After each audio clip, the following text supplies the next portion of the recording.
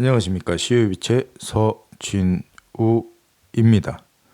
오늘은 증여 마지막 기회라는 내용으로 방송하도록 하겠습니다.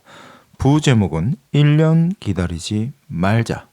오늘 방송 끝까지 시청하시면 왜 지금 빨리 증여를 해야 하는지 아실 수가 있으실 겁니다. 주식 증여는 언제 할까?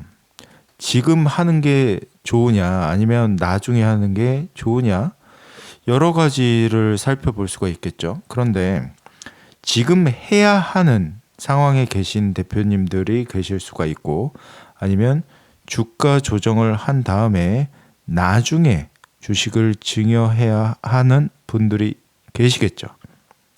그러면 여러 가지를 살펴볼 수가 있을 건데 일단 가업승계 를 하는 부분에 있어서는 당연히 주가가 낮아야지 좋을 겁니다.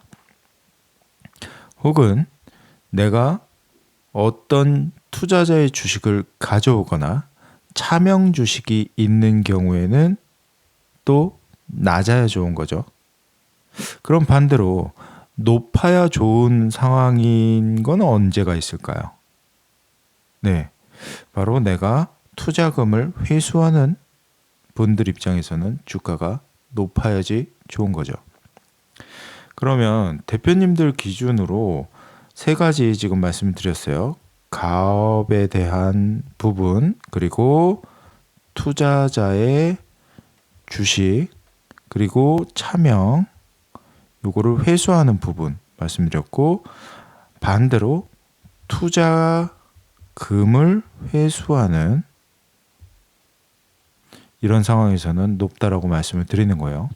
그게 왜 그러냐면 그런 거예요. 내가 주식을 샀어요. 삼성전자의 주식을 샀는데 내가 100만 원에 샀는데 그게 200만 원이 됐다. 당연히 그 순간에 투자금을 회수하는 게 맞겠죠. 그래서 지금 주식을 좀 미리 증여를 해야 하는 분들은 이런 분들입니다. 누가 주식을 지금 해야 하냐? 바로 자사주를 앞으로 실행을 해야 하시는 분들, 그리고 이익소각, 유상감자 다 같은 내용이죠. 나중에 처리를 어떻게 하느냐에 따라서 약간의 내용들이 달라질 뿐이지 메인은 자사주입니다. 자사주라는 거는 내가 보유하고 있는 주식을 우리 법인에다가 매각을 하는 걸 말하죠. 그러면 그 매각을 하는 순간에는 대표님이 투자금을 회수하는 순간이 되는 겁니다.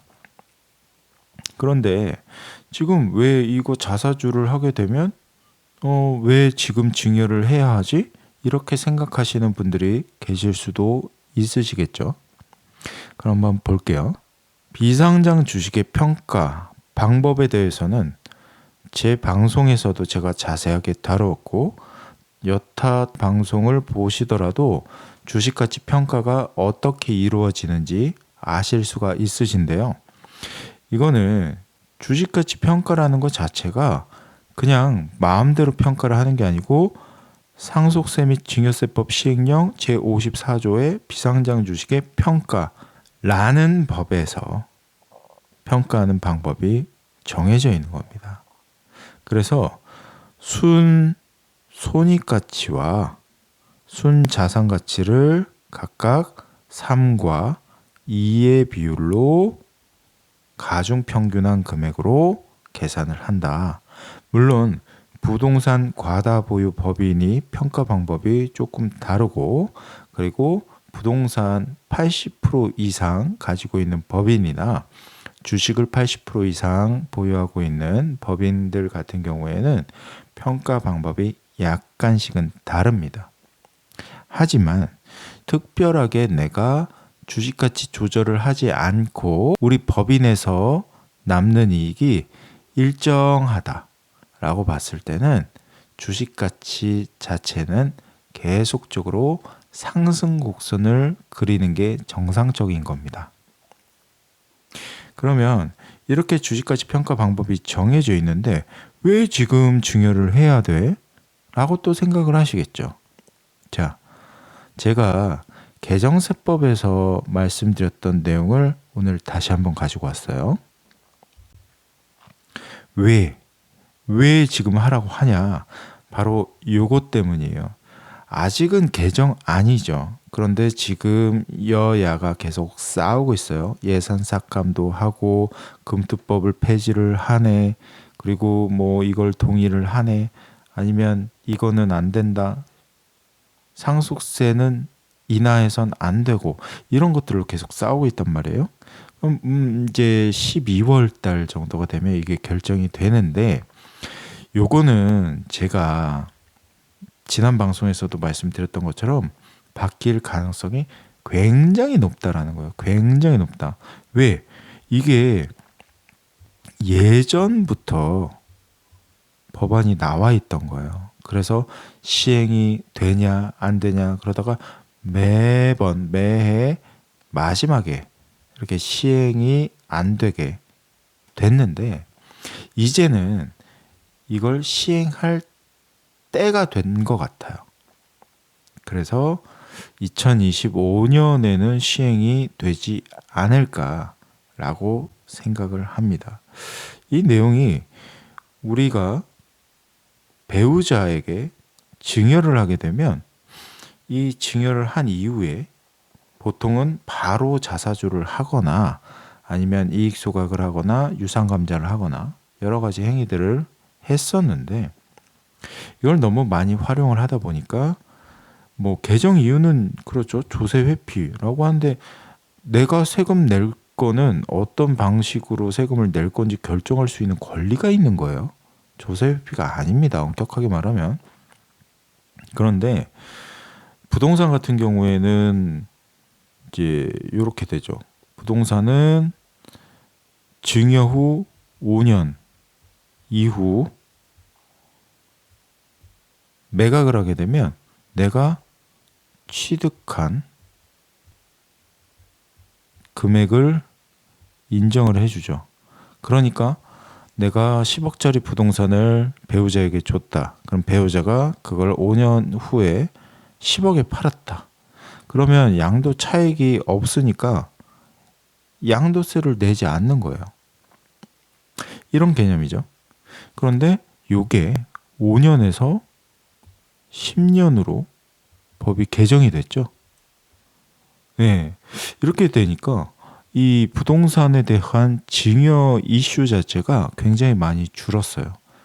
혹은 부동산은 계속 상승 곡선을 그린다라고 봤을 때는 10년이 지나면 가격이 많이 바뀌겠죠. 그러다 보니까 양도세를 내게끔 구조를 만들어 버린 건데요. 주식도 마찬가지예요. 지금 국세청에서 주식에 대한 양도에 대한 부분에 대한 절세를 배우자 증여를 항상 소개를 하고 있어요. 그런데 이런 거예요. 비상장 기업의 주식은 내가 증여를 하고 뭐 자사주를 하고 소각을 하고 했을 때 문제가 되느냐? 문제되지 않아요. 그런데 항상 절차를 지키지 않고 혹은 내가 어떤 부정한 방법으로 하게 되면 당연히 문제가 생기는 거예요. 그거는 명확히 대표님들 다 알고 계시겠지만 지금 요게 핵심인데 지금 바뀌는 내용이 뭐냐면 주식은 이런 기간에 대한 것들이 없었단 말이에요. 근데 주식을 증여하고 1년 이내에 양도를 하게 된다라고 하게 되면 처음 주식을 취득했던 그러니까 배우자에게 주기 전 대표님이죠. 대표님께서 취득한 단가로 인정을 하고 양도세 또는 종합소득세 요거를 내게 되어 있어요. 그러니까 1년이 지나야지만 이 취득 단가를 인정을 해준다라는 거죠. 그래서 제가 방송에서 개정세법에 대한 내용도 있었고 증여 후 자사주 큰일 났습니다. 이거에 대한 방송도 있었고요. 그래서 제가 곰곰이 생각을 해보고 그리고 지금 많은 대표님들을 만나 뵙고 있지만 이게 지금 증여를 안 하면 기회가 없는 거예요. 이게 2025년 1월 1일부터 법이 시행이 되면요. 일생일대의 마지막 기회가 되는 거예요. 왜냐? 법이 바뀌면 그때부터는 무조건 1년 이상이 돼야지 그 취득 단가를 인정받을 수 있으니까요. 그럼 지금 증여를 하게 되면 내년에 바로 판다라고 했을 때 내년 뭐 3월이 됐든 4월이 됐든 올해 결산이 끝나고 매각을 해서 잉여금을 인출을 한다거나 가시급금을 상계를 한다거나 여러 가지 행위를 할 수가 있겠죠. 그런데 내년 1월 1일 날 이걸 증여를 하게 된다라고 하게 되면 2026년 1월 1일이 지나야지 매각을 할 수 있는 거예요. 아니 매각은 언제든지 할 수 있죠. 취득 단가를 인정받을 수 있다라는 얘기예요. 자, 그러면 제가 간단하게 좀 비교를 해서 보여드리겠습니다. 자, 비교 설명을 드릴 건데 대표님의 급여 연봉이 연에 1억으로 제가 기준을 잡고 좀 설명을 드릴게요. 자, 이 주식을 증여를 해서 내가 자사주를 하거나 이익 소각을 하거나 유상 감자를 하거나 이런 행위를 하는 이유가 잉여금 처분 그리고 가지급금 없애는 거 뭐 이런 것들을 하기 위해서 많이 하죠. 그냥 가만히 있는데 내가 돈도 많고 막 이런데 법인의 돈을 빼기 위해서 무언가를 한다? 이러시는 대표님들은 잘 안 계시고요. 그리고 가장 큰 핵심인 가업승계. 가업승계를 하기 위해서 내가 순자산 가치를 좀 낮춘다. 이런 개념에서는 반드시 이런 솔루션이 진행이 돼야 되는데 비교를 해서 말씀드리면 지금 예를 들어서 왼쪽은 올해 증여를 했다 라고 볼게요. 그러면 우리 대표님이 가시급금이 있다라는 가정하에 좀 말씀드리면 배우자가 50%의 주식을 보유하고 있고 대표님이 50%의 주식을 보유하고 있다 라고 했을 때 대표님에게 예를 들어서 6억을 증여를 해요. 6억을 증여를 해요. 그럼 올해 증여를 했으면 내년에 언제 팔아도 이상하지 않아요. 언제 팔아도 이상하지 않는데 올해 증여를 하고 예를 들어서 그냥 바로 양도를 한다. 양도를 하게 되면 대표님이 여기서 6억을 받아오는 거예요. 왜? 6억의 증여를 받아서 6억의 양도를 하면 양도 차액이 발생하지 않기 때문에 내가 세금을 내지 않고 6억이라는 잉여금에서 인출을 하면서 내가 아파트를 산다거나 혹은 어디에 투자를 한다거나 아니면 가시급금을 상계한다라고 했죠. 근데 지금 예시는 거는 가시급금이잖아요.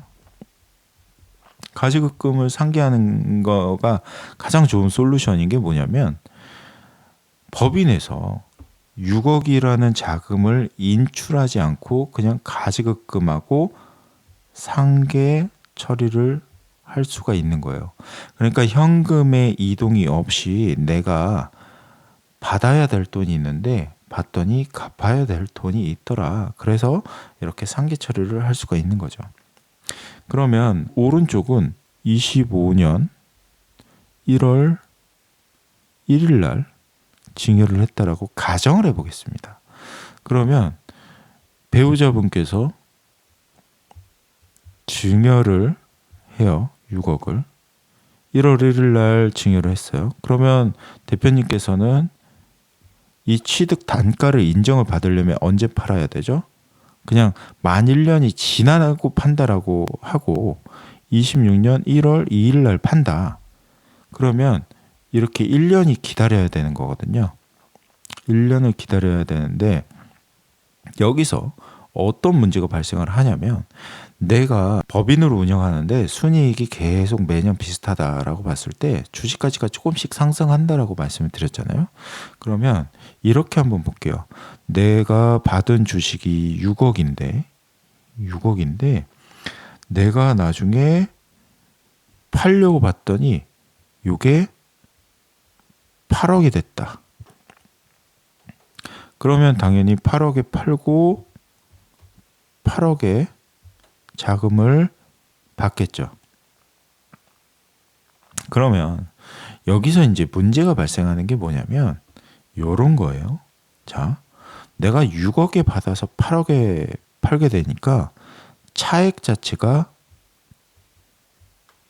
2억이 생기죠.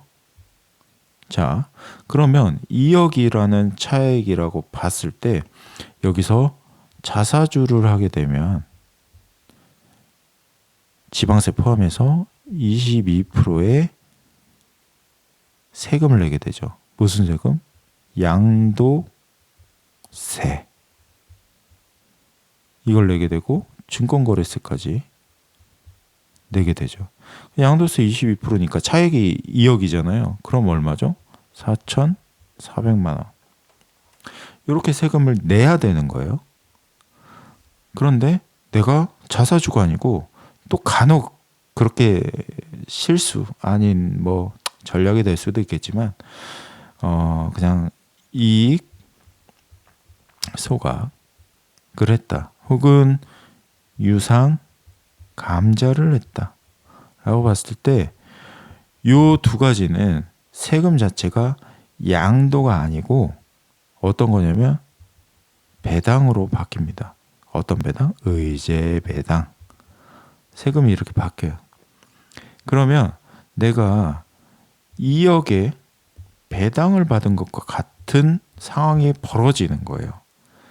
자, 아까 제가 처음에 설명드릴 때 급여 연봉이 1억 기준이라고 말씀을 드렸어요. 그러면 세금이 어떻게 되냐면 1억의 급여를 받는 대표님들이 보통 연 기준으로 건보료 다 포함해서 16.13% 정도의 세금을 납부를 해요. 그런데 2억의 배당이 들어오게 된다. 그럼 원래는 내가 1,600만 원의 세금을 냈는데 2억의 배당이 들어옴으로써 세금이 얼마가 늘어나냐면요. 요게 8,600만 원 정도로 세금이 늘어나요. 그러니까 약 7천만 원에 대한 세금이 늘어나는 거죠. 그러니까 이런 경우에는 아무래도 소각에 대한 혹은 감자에 대한 세금을 내는 것보다는 양도가 훨씬 싸죠. 그러니까 이런 것도 잘 살펴서 해야 되는 거예요. 그런데 보면 이익 소각 같은 경우에는 플러스 마이너스 30%로 조절이 가능해요. 그래서 세금을 안 낼 수도 있죠. 안 낼 수도 있는데 여기서는 뭐 고가 소각, 저가 소각에 대한 증여세 이슈도 좀 따져봐야 되고, 물론 이건 개념을 설명드리는 거니까 이렇게 여러 가지 따져야 할 것들이 많아진다라는 게 핵심 내용이에요. 그런데 또 그런 거죠. 내가 자금이 지금 당장 필요한데 세금을 좀 줄이고 싶은데 이 방법을 쓰지를 못해. 그러면 또 그렇게 안타까운 상황이 생길 수도 있는 거고요. 그러니까 그런 거죠. 법이 바뀌기 전에 내가 기회라는 걸 한번 만들고 그 다음 해를 맞이하자. 이것도 굉장히 중요한 거예요. 실제로 돈이 필요하신 대표님들이 인출할 수 있는 방법이 없다 보니까 그냥 배당이나 아니면 급여를 올린다든가 상여 계약서도 없는데 상여를 받아간다든가 이런 것들로 나중에 세금 폭탄을 맞을 수도 있기 때문에 굉장히 조심하셔야 되는 부분이기 때문에 제가 오늘 방송 좀 준비를 했고요. 올해 내년부터 바뀔 가능성이 굉장히 높아요. 물론 12월 달에 제가 확정 방송을 하겠지만 이런 부분에 대해서는 굉장히 민감하게 반응을 하셔야 되고, 기회라는 거는 한 번이잖아요. 그러니까 이 기회는 그냥 한번 해놓고 지나가자. 오늘의 방송의 핵심입니다. 세금 차이도 생길 수가 있고 그리고 언제 이렇게 될 수도 있으니까 이런 부분들 혜택, 권리 이런 것들을 잘 챙기시길 바라겠습니다. 오늘 방송 내용이 도움이 되셨나요? 도움이 되셨다면 좋아요와 구독, 공유 부탁드리겠습니다. 그리고 상담 신청 링크는 아래 더보기를 클릭하시면 상담 신청을 하실 수가 있으십니다. CEO의 빛의 서진우였습니다.